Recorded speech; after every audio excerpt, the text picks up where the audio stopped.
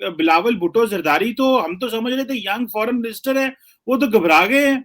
उन्होंने तो आते ही इस्लामोफोबिया की बहस शुरू कर दी और इसके ऊपर बातें शुरू कर दी। और क्योंकि इमरान खान जो थे वो बड़ा एंटी इंडिया स्टांस लेते थे, तो उन्होंने कहा कि उन्होंने भी आके एंटी इंडिया स्टांस लिया है। सेंसस ये था कि पाकिस्तान कोलैप्स करेगा, पाकिस्तान इकोनॉमिकली कोलैप्स करेगा, और अब वेस्ट ख़ास तौर पे अमेरिका भी थक गया है पाकिस्तान का पेट भरते भरते। तो आप देख सकते हैं, आपकी हक हराम की कमाई हम कैसे रख बिल्कुल सकते जी। हैं? अब ये इसी किस्म के बेगैरत और बेशरम लोग जो हैं वो पूरा मुल्क चला रहे हैं, पॉलिसी बना रहे हैं, हर शोबे में, हर डिपार्टमेंट में इस मलिक रियाज के पैसा खा के लोग बैठे हुए हैं। जय हिंद दोस्तों, पाकिस्तान ब्रेकिंग न्यूज चैनल में आप सभी का हार्दिक स्वागत। पाकिस्तान के नए और young foreign minister Bilawal Bhutto security council का मंच देखकर घबरा गए, जहां पर उनको पता ही नहीं चल रहा था कि वो क्या बात कर रहे। बिलावल भुट्टो ने वो सेम बातें की जो हर एक फॉरेन मिनिस्टर पाकिस्तान का पिछले 75 साल से यूएन में कर रहा है, जहां पर उन्होंने अफगानिस्तान की बात की और उनका सबसे फेवरेट टॉपिक कश्मीर, उस पे बात करते ही रह गए। और उनके पास खुद के देश के बारे में कहने के लिए कुछ भी नहीं था, क्योंकि उनका खुद का देश तो डूब रहा है और उसके ऊपर वो यूएन में क्या बात करेंगे।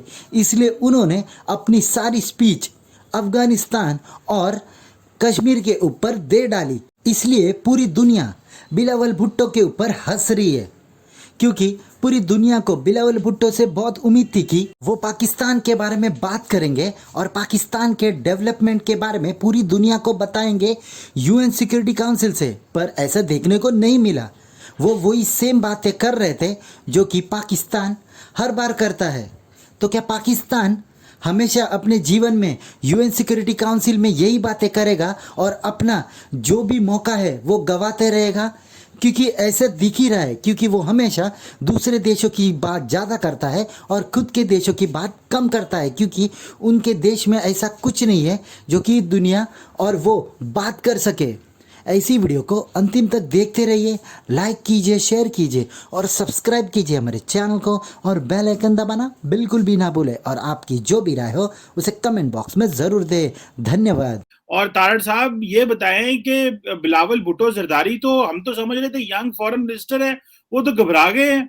उन्होंने तो आते ही इस्लामोफोबिया की बहस शुरू कर दी और इसके ऊपर बातें शुरू कर दी। और क्योंकि इमरान खान जो थे वो बड़ा एंटी इंडिया स्टांस लेते थे, तो उन्होंने कहा कि उन्होंने भी आके एंटी इंडिया स्टांस लिया है, ताकि हम जो है वो जाके पाकिस्तान जाके बता सकें कि देखिए हमने बड़ा तगड़ी बात की है, वरना इमरान खान ने जो है वो उनको कहना था। बिल्कुल इंडिया के बारे में बात करनी चाहिए, इस्लामोफोबिया के बारे में भी बात करनी चाहिए, लेकिन क्या एक यंग फॉरेन मिनिस्टर, आप क्या समझते हैं जो पुराने जो सियासी बाबे हैं उनकी बातों में आ गया, उसके पास नया कुछ नहीं है दुनिया को बताने के लिए, नई बात करने के लिए, या कि वो पुरानी रैंट ही नए फॉरेन मिनिस्टर भी करेंगे? आप वजीर आजम भी न्यूयॉर्क में हैं, आप इसको कैसे देखते हैं सर? चीमा साहब, मैं इसको देख रहा हूं जिस तरह एक फेल स्टेट जो है वो फ्री फॉल पर हो, और जिस तरीके से वो बिहेव कर रही होती है, अभी बिल्कुल सारे उसी तरह बिहेव कर रहे हैं, क्योंकि इमरान खान साहब से खौफजदा हैं। हमारे जो मुफ्ती मियां नियाजी साहब हैं, उन्होंने इतना पाकिस्तान को डरा दिया है कि ना सिर्फ वहां की जुडिशरी कांपती फिर रही है, और जिस तरीके से उन्होंने चकवाल में अगले दिन फिर XYZ को किया है उन्होंने दोबारा, और जिस तरीके से मेरा हर अदारे को उन्होंने छुपा के रख दिया, इसी तरह ये सियासतदान जो हैं इनके हालात भी यही हैं। और जिस तरीके से आपने शहबाज शरीफ साहब की बात की है, एक और वो चाय की प्याली में तूफान खड़ा है कि शहबाज शरीफ साहब ने जाके नवाज शरीफ से मशवरा क्यों किया है आर्मी चीफ के हवाले से, वो एक अलग बात है। वो कहते हैं कि why he did it. Imran Khan साहब एज ए बहसीते अपोजिशन लीडर किसी से मिलने प्रेसिडेंसी में जाके तो ठीक है, वो कॉन्स्टिट्यूशनल है, वो लीगल है, वो हलाल है, लेकिन ये कि अगर कोई दूसरा करे तो वो हराम है। लेकिन एक मैं यहाँ पे बात बताना चाहूंगा, चीमा साहब, मौका बहाल के हिसाब से अगर देखा जाए तो इनको बिल्कुल कुछ पता नहीं है कि किस तरह बात करनी होती है। इस वक्त यहाँ पे जो सबसे बड़ा जो ग्रुप कह लें जो एक्टिविटीज़ के हवाले से है, वो POK के ISI बैक्ड लोग हैं। तकरीबन 25-30 लोग आए हैं, जिसमें फीमेल भी हैं 5-6 बाकी आदमी हैं, और वो मुख्तलिफ डेलीगेट्स से जाके बातचीत भी कर रहे हैं और अपना जो इनका प्रोपेगेंडा है वो कोशिश कर रहे हैं। इसके अलावा पीओके के जो वो लोग हैं जो पाकिस्तान के जुल्म की दास्तान बताते हैं कि पाकिस्तान किस तरह पीओके में मामलात ख़राब कर रहा है और वो पाकिस्तान की आर्मी के ह्यूमन राइट्स रिकॉर्ड के हवाले से चीज़ें यहाँ बताते हैं, वो भी हैं। फिर बलोच हैं, सिंधी हैं, पख्तून हैं, पाकिस्तान इंडिया के हवाले से ये लोग हैं। एक डिस्कशन हुई थी हमारे, कुछ हम लोग बैठे थे, तकरीबन 12-15 लोग, ऑफ द रिकॉर्ड चीज़ें बातें हो रही थी पाकिस्तान के हवाले से। तो अच्छी इंटरेस्टिंग डिस्कशन रही, तो मैंने सोचा कि आपके सामने वो रखूं। उसमें यही था कि होगा क्या इस रीजन का। उसमें मुख्तलिफ़ लोगों की मुख्तलिफ़ राय थी। ज़्यादातर उसमें कंसेंसस ये था कि पाकिस्तान कोलैप्स करेगा, पाकिस्तान इकोनॉमिकली कोलैप्स करेगा और अब वेस्ट ख़ास तौर पे अमेरिका भी थक गया है पाकिस्तान का पेट भरते भरते।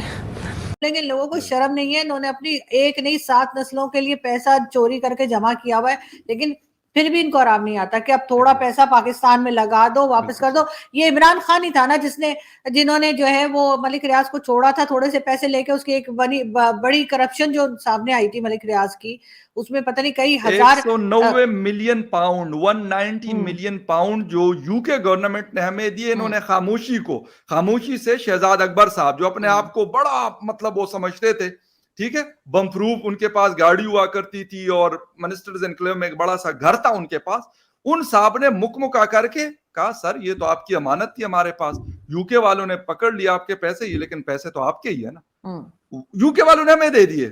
इन्होंने कहा नहीं सर ये आपकी अमानत है, हमारी क्या मजाल कि हम मतलब ये पैसे रखते। तो आप देख सकते हैं आपकी हक हराम की कमाई हम कैसे रख सकते हैं? बिल्कुल जी। अब ये इसी किस्म के बेगैरत और बेशरम लोग जो हैं वो पूरा मुल्क चला रहे हैं, पॉलिसी बना रहे हैं, हर शोबे में, हर डिपार्टमेंट में इस मलिक रियाज के पैसा खा के लोग बैठे हुए हैं।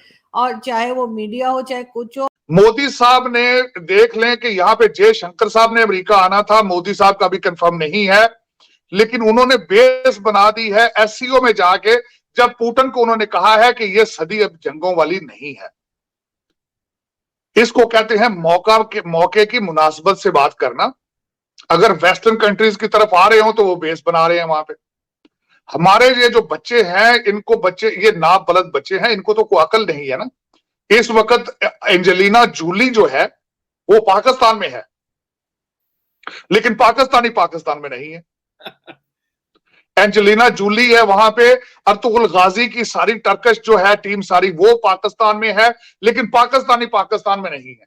उनके सामने सिर्फ एक मसला है, army chief, appointment of army chief. इस तरीके से हर सियासतदान जो है उसके मुंह से झाग निकल रही है आर्मी चीफ की अपॉइंटमेंट की वजह से। और ये एक शर्मनाक एक वाकया है कि ना आपके पास खाने को कुछ है, ना बचाने को कुछ है, आप उजड़ चुके हैं।